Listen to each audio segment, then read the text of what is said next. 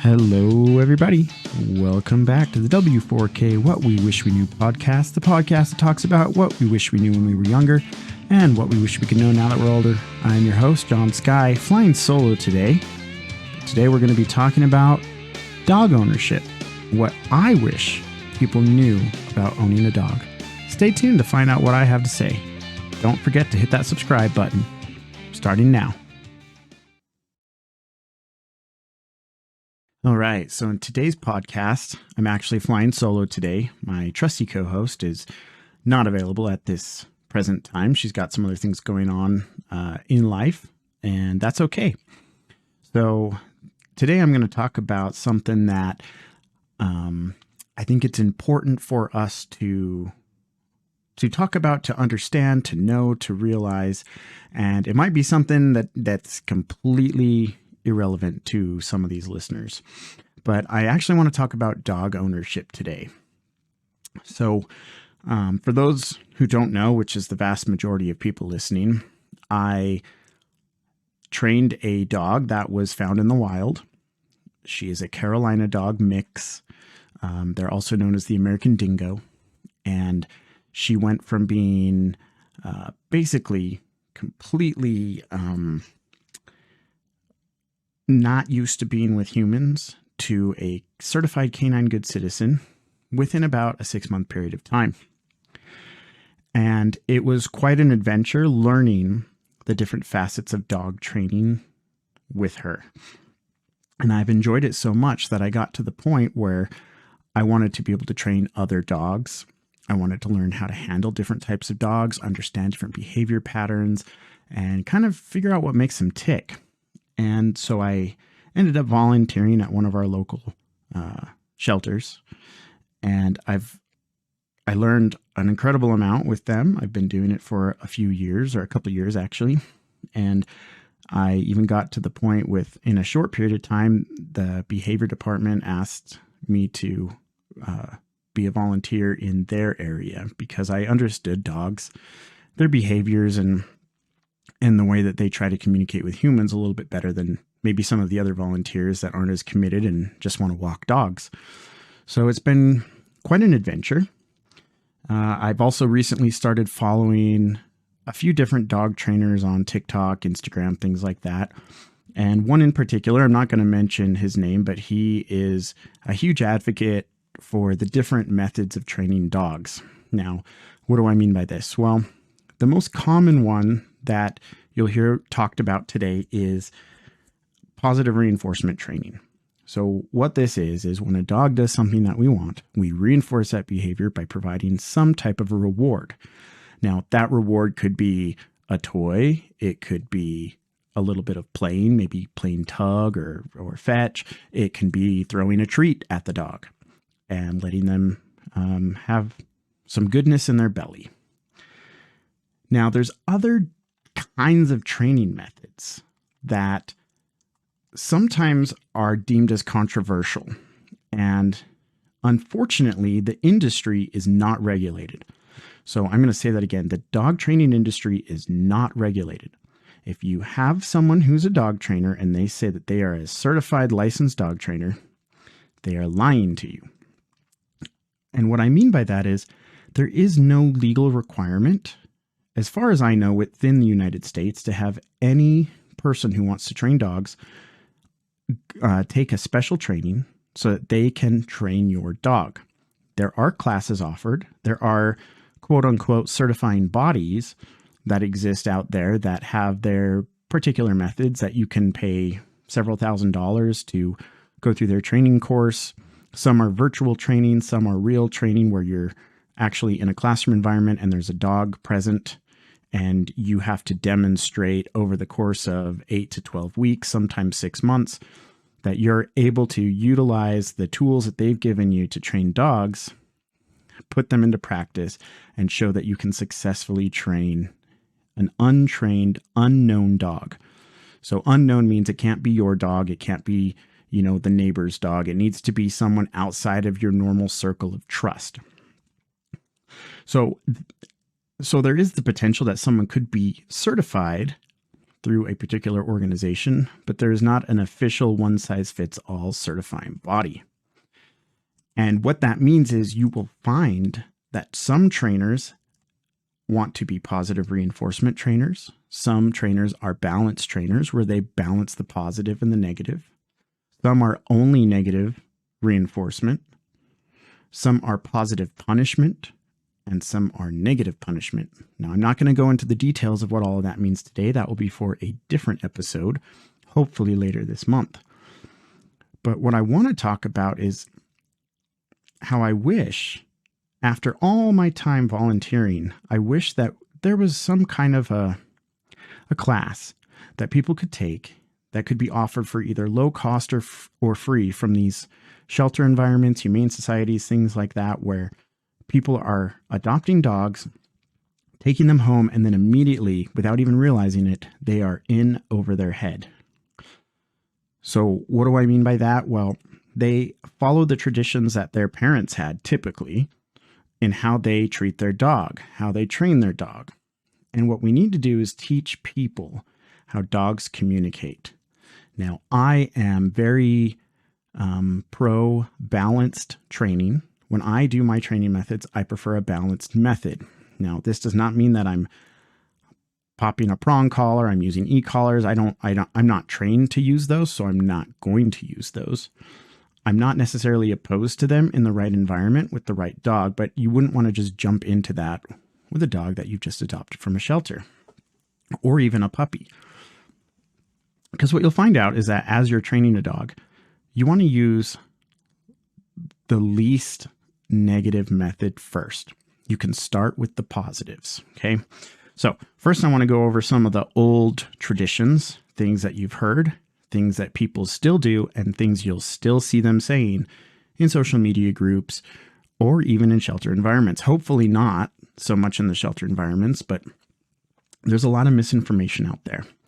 So one of the first things I want to touch on is when you take your dog home and it has an accident. So it urinates or defecates inside the home. Now, some people were taught that all it takes is rubbing your dog's nose in it and they'll never do it again. I personally think that that's animal cruelty. That is something that, someone from 30, 40 years ago thinks is a good method, and they'll say through their anecdotes that it worked. They did it with their dog and the dog never did it again. The problem with that is that now you've instilled fear in the dog, and that makes it difficult to train other things with that dog. Like if you want him to come to you, or if you want him to or her to be a companion, they're going to be afraid of you rather than want to be around you. The other thing that I want to mention with that is, as a new dog owner or a dog owner who just didn't know better, it is important for you to understand that if the dog urinates or defecates inside your home, and this is going to be hard for you to hear, but it is usually your fault because you are not supervising the dog. Now, initially when a dog first gets to a home, he might not know where the doors are, where the places are that he can indicate to you that he needs to go outside. This is especially true for dogs that were always outside dogs. Okay. If you take a dog that was a backyard dog who its owners couldn't care for it or didn't want to care for it anymore, they took it to a shelter or to the Humane Society, they surrender their dog, and then you try to put that dog in a home, they are not going to have appropriate behavior. So it's important for you to supervise your dog. So how do we do that? Well, one of the best ways to supervise our dog is actually attach the leash to the dog and to you. So with my dog, my Carolina dog mix, aka the American Dingo, I took her home and I put the leash on and I attached the leash with a carabiner to my belt. And the reason I did this was I could provide communication to the dog instantly to show her what I wanted her to do. So I'm going to say that again. I could provide communication to my dog to show her what I wanted her to do. So how do dogs communicate? People think, oh, I'll talk to the dog. I'll give a nice firm no. So this is myth number 2 that I want to talk about. Dogs, when they hear the word no, should not hear it all the time from you. The word no is designed and should only be used, in my opinion, and in the opinion of many trainers, it should be used when there is risk to life, limb, or eyesight for you, another person, or your dog. I'll say that one more time. I'm going to do a lot of repeats.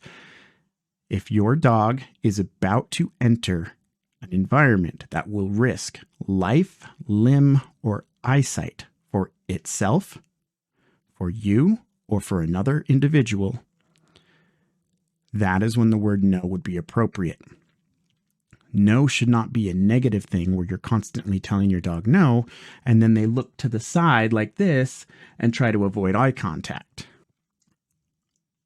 How do dogs communicate then if we can't say the word no? Well, you can't say any words because dogs don't understand what sit means and what down means and what heel means. If you think that just by repeating that word over and over and over again that they're going to suddenly figure it out, you're wrong. So what we do is instead we communicate through our leash. So if you have a leash and you use it appropriately, when the dog is doing something you don't want, you will utilize that leash to bring the dog closer to you.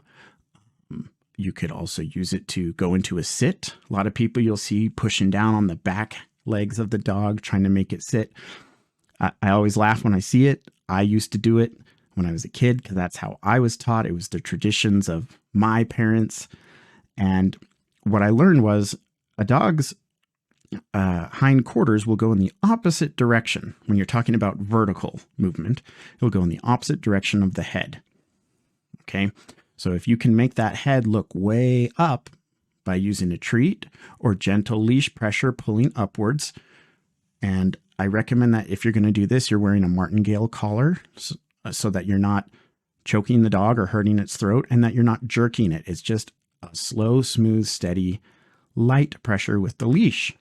And then that dog will sit. Hopefully, you don't even have to go that route. You're just bringing the dog closer to you with the leash so that you can use a treat to lure them. However, a lot of people don't understand this, and so they just yell at their dog. And what that ends up doing is it actually creates a command word for the dog. And the word is no. So every time you say no, it now wants to do the action that caused you to say that word because it doesn't understand what no means, and it never truly will. No should be a strange sound that comes out of your mouth when the dog or someone else is in danger. And that's going to hopefully distract them to go, wait, I don't know what that is. Let me come to you and find out what that is, and they'll run back to you. So that's the goal. So, number 1, supervise your dog. Try to figure out within the first few days of owning that dog what it does to indicate it when it needs to go to the bathroom. And a good way to do this is to actually set up like a baby corral, assuming the dog isn't ginormous, and having the dog stay in there, and then it can communicate to you while you're in the same room with it that it needs to go potty. Sometimes it's a whine, sometimes it spins in a circle. Whatever the case may be, lay down some newspapers so that way you can understand how it's going to communicate with you. If you don't have it in the corral, attach it to a leash. I know people think it's crazy. Why would you put a leash on a dog when it's in your house? But I promise you, it is a fantastic idea. It works extremely well, and I don't think enough people know this. So going on, it's also important to understand that anytime the dog does something wrong, you should never do a low, scary sounding voice. Sometimes you get those people who go, "What did you do?" And then the dog is afraid because you just made a scary voice. And the problem with that is most people don't just say, "What did you do?" They use the dog's name. So now you're going to associate a negative behavior with the dog's name, and it's not going to want to come to you because you're going to punish it. So what I want you to do instead is always talk to your dog when it's done something wrong in an excited, happy voice and use its name and have it come over to you. And just understand that if the dog did something that you didn't want it to do, it is not its fault. It is your fault because you did not supervise your dog. I wish that we could put this in like a 4-hour class that was required. We require parents to take classes to adopt, especially if it's from the foster care system, to adopt children. We require that parents take classes, or at least where I live, if you get a divorce and you have a child, there's an online class you're required to take so that you can better understand how to single parent or co-parent as a divorced couple that child. So I don't understand why we don't have it for dogs. We require a license to drive a car, a license to drive a motorcycle. I don't understand why we can't have a minimum requirement of, hey, this is the way a dog communicates. It communicates through body language and through pressure. Look at how dogs communicate with each other. They gnaw at each other. They snip. They give little warning signs when they've had enough. And they never have to actually say any words. They already kind of know what people are doing or what the other dog is doing. So we need to be the same way. So we want to focus on making sure that we understand how a dog communicates. And I wish, like, I'm going to just pound this into the ground. I wish that there was some kind of a training class that could be designed to get people to understand this. And the reason I want to do this is because of number 3. There's a strange, it wasn't a myth, and then it became a myth. And now I'm hoping that this will shed some light on actual reality of the situation. You will hear all the time that the breed doesn't matter. It's how you train the dog. Now, to a certain extent, that is true. A dog is not born inherently ready to be a deadly weapon. However, like a human, it has the capability to become a deadly weapon. So what do we do with humans? Well, we hope that we can raise them in an environment where they understand how proper social interaction is. We need to do the same thing with dogs. But it's also important to train to the breed. Now, we do this similarly as humans. Our breed is human. However, we come from different backgrounds, different cultures, different environments. If I were to be thrown into, let's say, somewhere in Central Africa right now, I may not understand appropriate behavior when I communicate both verbally and non-verbally with other humans. So in order to figure out how to communicate with them, I need to figure out what motivates them, what drives them, what makes them excited to be alive. And once I figure that out, I'm going to utilize that, put it in my little virtual toolbox, and I'm going to try to mimic what they're doing. So the same thing happens with dogs to a certain extent. So when we're talking about different breeds, I am not going to be able to teach a Chihuahua the exact same way that I train a German Shepherd because they have different functions. German Shepherds are working dogs. Australian Shepherds are working dogs. Cattle dogs are working dogs. Belgian Malinois are working dogs. Then you have hunting dogs like hounds. You also have fighting dogs like the pit bull. And we're going to talk about that here in a little bit. It's important to train to the breed. If you have a pug, they're probably not going to run an agility course because they have short legs and they have a difficult time breathing because of the shortened nasal passage from all of the strange breeding that humans have done to them. Now, is it impossible that they do that? Not at all. However, it's generally not, you're not going to use the same training tactics that you would with a larger breed. So for example, the pit bull, when we train that dog, we need to understand it is a mountain of muscle. Okay. So if you want to say No, you don't need to trade. The breed doesn't matter. I'm going to tell you that you're wrong, because 9 out of 10 pit bulls, something that gets them motivated, excited, and wanting to hang out with you is playing a game of tug, because they're really, really good at it. I mean, there are dogs out there that can pull on a sled around 7,000 pounds that are pit bulls. So it's important to understand that we want to train to the breed. My dog, she is not motivated by food. Now, that's changed a little bit as we found certain treats that she really enjoys, but what motivates her is a pack mentality.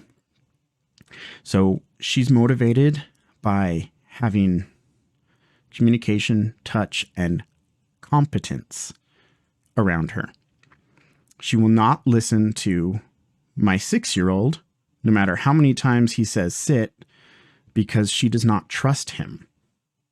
She trusts me. She trusts my wife. She'll trust other adults. I could hand my dog off to pretty much any listener here, as long as you're going to be nice to her, and she will behave appropriately.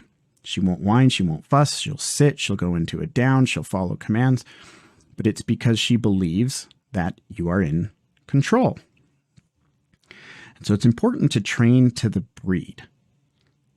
And also understand that certain breeds were developed specifically to do certain things.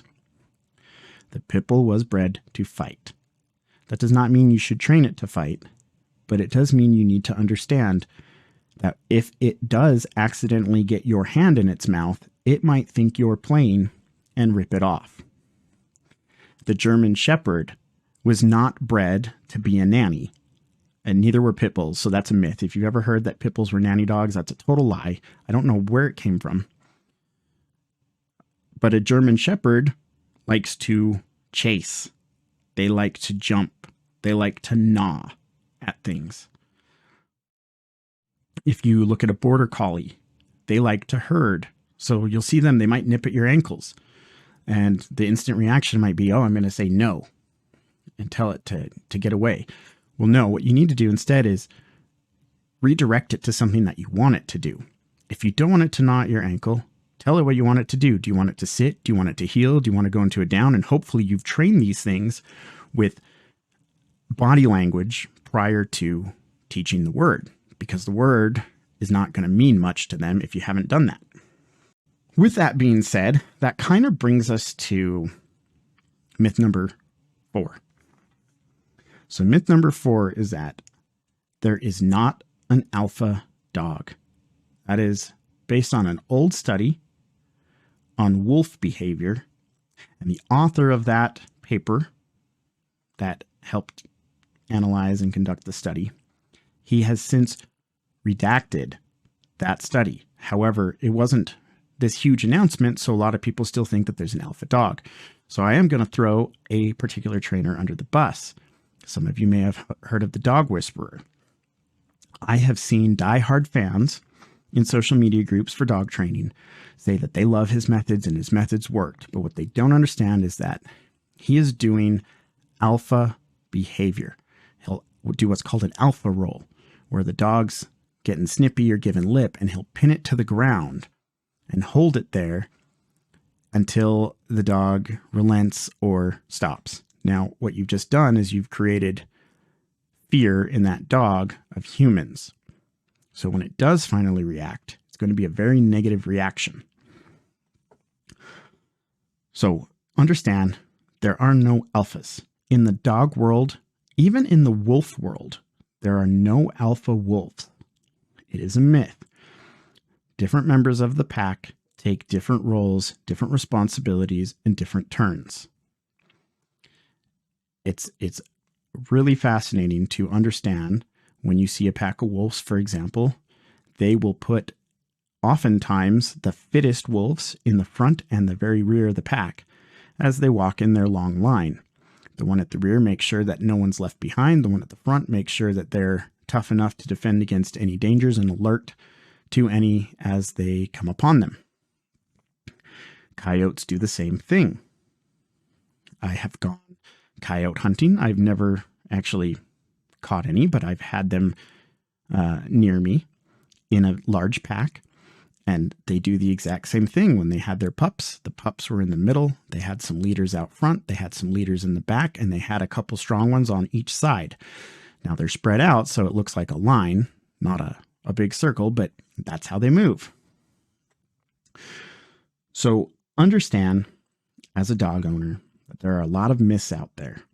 And the best way to get past those myths is to think, how would you want to be treated?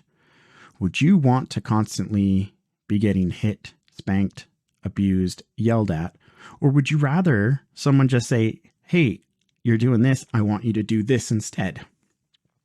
And then they can redirect you, they can mentor you, and they can motivate you to become a better person. You can do the same thing with your dog. Your dog can become a better dog. Now, I'm not opposed to certain tools being used. Like I said, I believe in balance.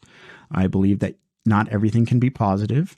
If you never have a consequence for your child, then sometimes those children just don't seem to learn because they know nothing bad is going to happen. They won't get anything good, but nothing bad will happen. And so sometimes when we're training our dogs, we need to understand that you can mix certain negative consequences in there, but you can do it in a way that teaches them rather than punishes them. So for example, let's say you have a dog that's very reactive to humans. Well, when it's on a leash, let's say, and you're on a walk, you can't just magically train that out of the dog. You have to expose the dog to humans. It doesn't like being around humans, which is why it's starting to react. So I am providing a negative thing in their life with the hopes that they will be able to eventually tolerate it. So that is a form of a punishment. So that's just an example. So now I want to talk about the stigma with a particular breed. And I mentioned that it wasn't a myth, and then it was a myth, and now people are saying it's not a myth again. So what is the issue? So right now I'm looking at a CNN article. It was written on December 28th, 2023. And the headline is, England and Wales ban on XL bully dog breed to take effect on Sunday, which basically was, I believe, the 1st of the year or the 31st of December. I'm not positive. 31st of December. So it's a controversial ban.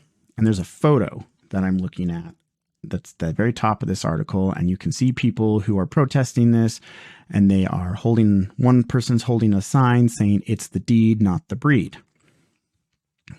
So here's the problem with that. Okay. Remember when I said we got to train to the breed?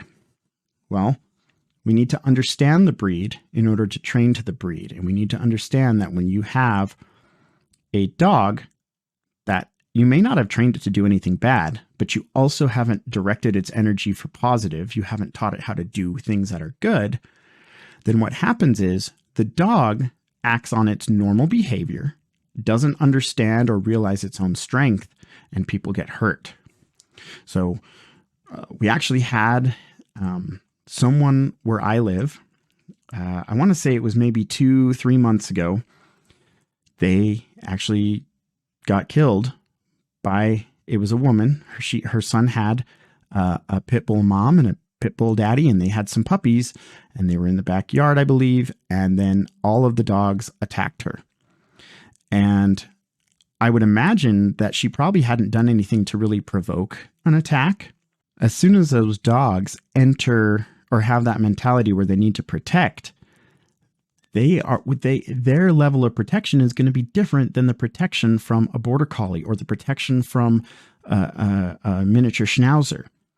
They are essentially an uncontrolled deadly weapon, and they are a mountain of muscle.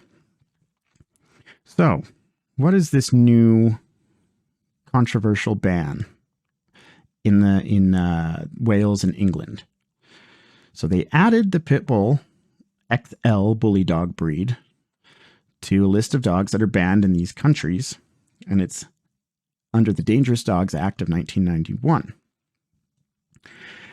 And so now it is against the law to sell, abandon, let them stray. You can't give them away. You can't breed them if they are considered an XL bully dog. And you also cannot have your XL bully in public without a lead and muzzle. Yes, so a lead is a leash, and it has to have a muzzle on so that it cannot bite someone. Even if you have the sweetest dog in the world and it's 10 years old and can barely see, if you go on a walk with it, it has to wear a muzzle. And owners will also have to register their dog by February 1st. Otherwise, it will become a criminal offense to have that dog without that certificate of exemption that you get when you register it. It doesn't apply to Scotland, doesn't apply to Northern Ireland. However, the UK government has determined that the XL bully breed, which is a variant of the wider American bully breed,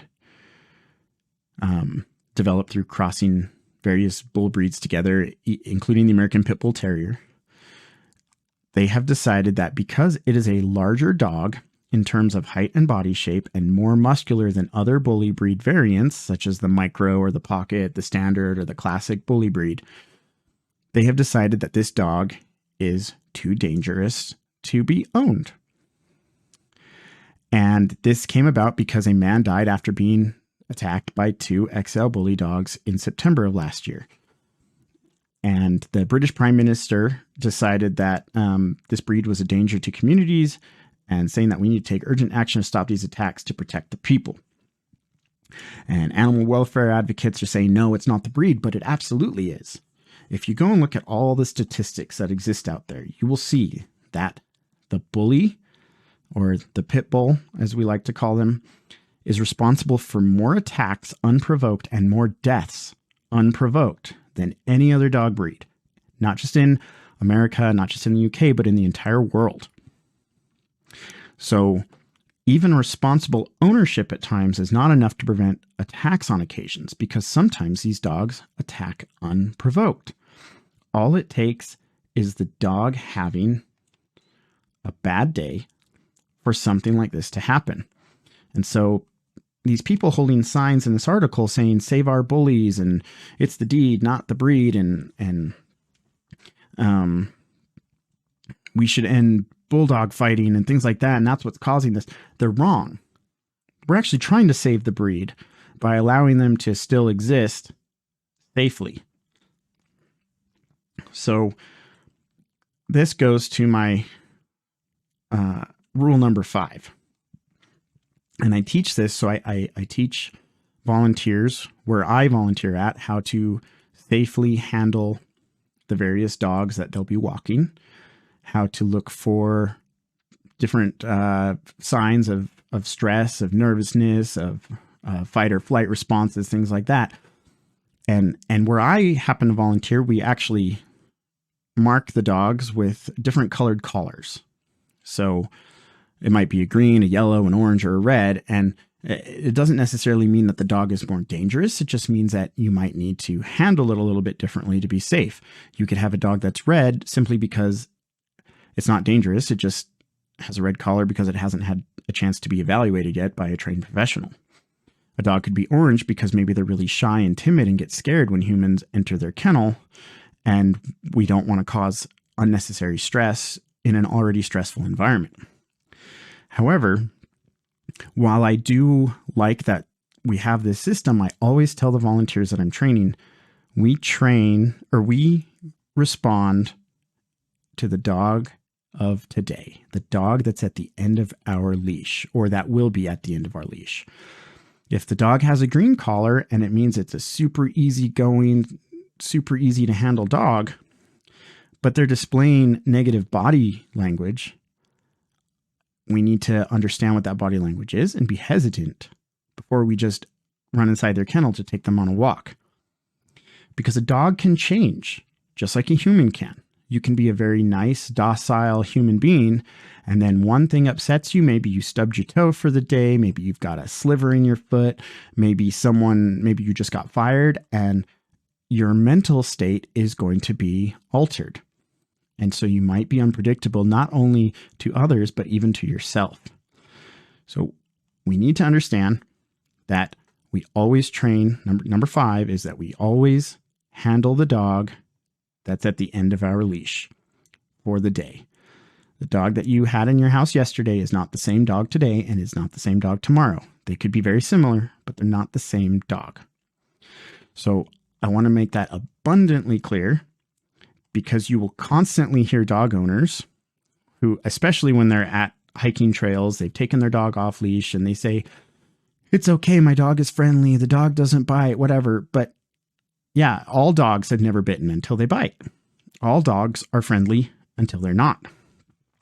So it's important that we understand that as human beings, our job is to communicate and understand communicate with our dog and understand the communication that's coming from them. And the only way to truly do that is to have someone who is a professional, could be a trainer, could be someone who has a long history of good quality dog ownership without a bunch of negative behavior, and they can teach us how we need to communicate with our dog. The best way to do it is find a positive reinforcement training class or a positive reinforcement heavy training class. It could still be a balanced trainer, understanding that not all dogs are the same. Okay. And that's why I still believe in balance. My dog, she will not wear a harness. She gets mad as soon as you put it on. She doesn't like it. I don't need her in a harness. She's more obedient without the harness. So I don't need to use it. I also don't clip a leash onto her neck. I have a special type of slip lead that actually wraps around her nose. So that way, if she were to pull on it, there's no stress on her neck. It just pulls her chin down a little bit. It's not constantly applying pressure. It's only doing it if she's pulling or tugging too far away. And I've had a time or two where I was walking, she was walking good, and then she stopped to sniff something and I didn't notice, and it kind of yanked her a little bit. But when that happened, she was safe because of how the lead was attached to her. Had she done the same thing with a collar on, it could have hurt her esophagus or other neck muscles. So it's important to understand it's not a one-size-fits-all approach. And it's unfortunate that England and Wales had to tackle this one-size-fits-all approach. But at the same time, I would rather that they take extra precaution to keep people safe than to not do anything and just say, oh, well, it's not the breed, it's the people. Because people will always be the problem. And we believe that we're the superior species, and so we're not going to adjust ourselves. We want to adjust what we can control, which it's easier to control a dog than it is another human. It's the unfortunate truth, but it is realistically, in my opinion, the truth. So if there's anything that we can take away from this today, I hope that it's a better understanding of how we need to communicate with our dogs, how dogs should communicate with us, and that we need to really, really hone in our skills and take responsibility for our dog's behavior, because ultimately a lot of what they do comes down to the fact that we weren't supervising them appropriately. Same thing happens with our children. If you can learn to train a dog correctly, humanely, you will also be able to raise a child correctly and humanely. And you will have a positive relationship with your child instead of one of fear, where they're always worried that you're going to yell at them or hit them or whatever the case may be. So hopefully you enjoyed this podcast. I'll have more for you in the future. And hopefully we'll get Monica back soon, because it's always fun to have that engaging conversation. But this is what we got to do. I enjoy sharing this information with you. If there's something that you'd like me to touch on, a specific topic, let me know. I think in a future episode, we're going to do some flat earth crazy beliefs. It'll be fun. So stay tuned, and thanks for listening. Have a good one.